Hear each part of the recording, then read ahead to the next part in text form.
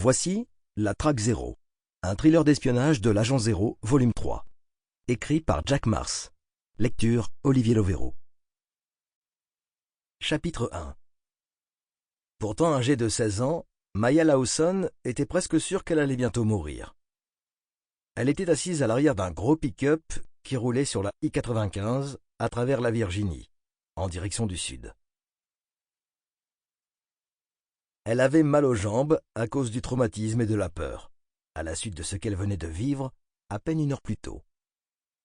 Elle regardait droit devant elle d'un air impassible, la bouche légèrement ouverte comme un coquillage, les yeux dans le vide. Le pick-up appartenait à leur voisin, M. Thompson. Il était mort à présent, et gisait probablement toujours sur le carrelage de l'entrée de la maison des Lawson, à Alexandria.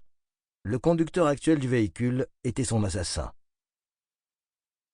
Assise à côté de Maya se trouvait sa sœur cadette Sarah, âgée de seulement 14 ans. Ses jambes étaient repliées sous elle et son corps était collé contre celui de Maya. Sarah ne pleurait plus, du moins pour le moment. Mais chacun de ses souffles s'échappait de sa bouche ouverte avec un léger gémissement. Sarah n'avait aucune idée de ce qui se passait. Elle ne savait que ce qu'elle avait vu. Cet homme, dans leur maison, M. Thompson, mort. L'assaillant menaçant de casser les membres de sa sœur pour que Sarah ouvre la porte de la pièce de sécurité de leur sous-sol. Elle ne savait rien de ce dont Maya avait connaissance. D'ailleurs, même Maya ne connaissait qu'une petite partie de la vérité. Mais la fille aînée de la famille Lawson savait une chose. Du moins, elle en était quasi certaine. Elle allait bientôt mourir. Elle ne savait pas ce que le conducteur du pick-up comptait faire d'elle. Il leur avait promis qu'il ne leur ferait aucun mal, tant qu'elle ferait ce qu'il leur demandait. Mais ça n'avait pas d'importance. Malgré son expression apathique, l'esprit de Maya carburait à 100 à l'heure. Une seule chose importait désormais, assurer la sécurité de Sarah.